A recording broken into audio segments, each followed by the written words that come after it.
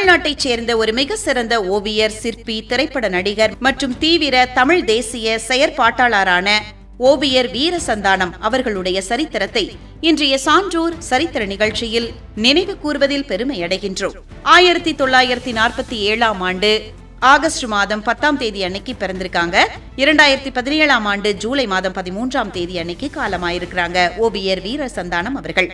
மொழி, இனம், தமிழ் மண் சார்ந்த உரிமைகளுக்காக தன் வாழ்நாள் முழுவதும் கலை வடிவிலும் கள போராட்டங்கள் மூலமும் குரல் கொடுத்த மாபெரும் ஆளுமை இவரே ஆவார். தஞ்சை மாவட்டம் கும்பகோணம் அருகில் உள்ள திருநாகேஸ்வரம் என்ற ஊரில் எளிய குடும்பத்தில் பிறந்தார் ஓவியர் வீரசந்தானம் அவர்கள். கும்பகோணம் ஓவியக் கல்லூரியில் பயின்ற இவர் பாரம்பரிய தென்னிந்திய பொம்மலாட்டம், கோவில் சிற்பங்கள் மற்றும் சுவர் ஓவியங்களின் வண்ண வடிவங்களை அடிப்படையாக கொண்டு தனது தனித்துவமான அரை உருவ ஓவியங்களை வரைவதில் வல்லவராக திகழ்ந்தார்.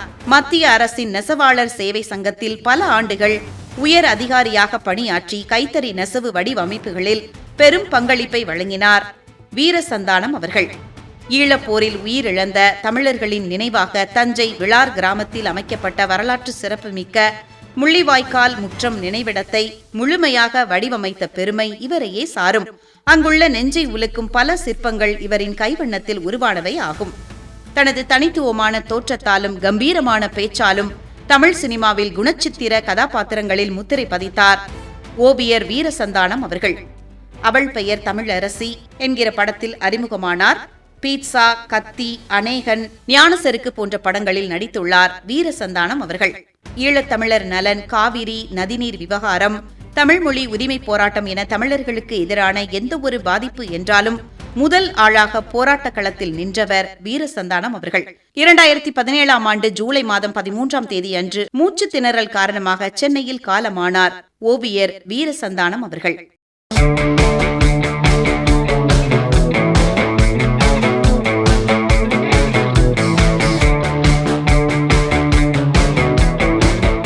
இந்தியாவின் 4வது குடியரசுத் தலைவரான வி.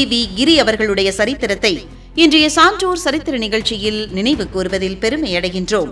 வி.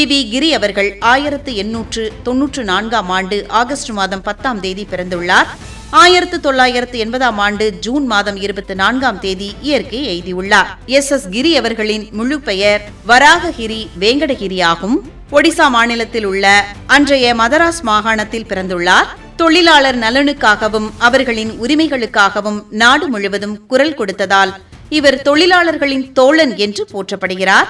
மக்கள் இவரை அன்போடு மெல்லிசை மன்னர் என்று அழைப்பார்கள். 1969 முதல் 1974 ஆண்டு வரை இந்தியாவின் 4வது குடியரசுத் தலைவராக பணியாற்றினார். இந்தியாவின் குடியரசுத் தலைவர் வரலாற்றில் சுயேட்சை வேட்பாளராக போட்டியிட்டு வெற்றி பெற்ற ஒரே நபர் இவரே ஆவார். 1967 முதல் 1969 ஆண்டு வரை இந்தியாவின் துணை குடியரசுத் தலைவராக பதவி வகித்தார் வி. கிரி அவர்கள். உத்தரப்பிரதேசம், கேரளா மற்றும் கர்நாடகா ஆகிய மாநிலங்களின் ஆளுநராகவும் பணியாற்றியுள்ளார். இந்திய அமைப்பை உருவாக்கி அகில இந்திய ரயில்வே தொழிலாளர் கூட்டமைப்பை உருவாக்கி அதன் தலைவராக நீண்ட காலம் செயல்பட்டார் வி. கிரி அவர்கள். சுதந்திர இந்தியாவின் மத்திய தொழிலாளர் நலத்துறை அமைச்சராக பதவி வகித்து தொழிலாளர்களுக்கு சாதகமான பல சட்டங்களை கொண்டு வந்தார். 1937 ராஜாஜி அமைத்த சென்னை மாகாண அரசில் தொழில் மற்றும் தொழிலாளர் நலத்துறை அமைச்சராக பொறுப்பு வகித்தார். நாட்டின் மிக உயரிய விருதான பாரத ரத்னா விருது இவருக்கு 1975 ஆண்டு வழங்கப்பட்டது.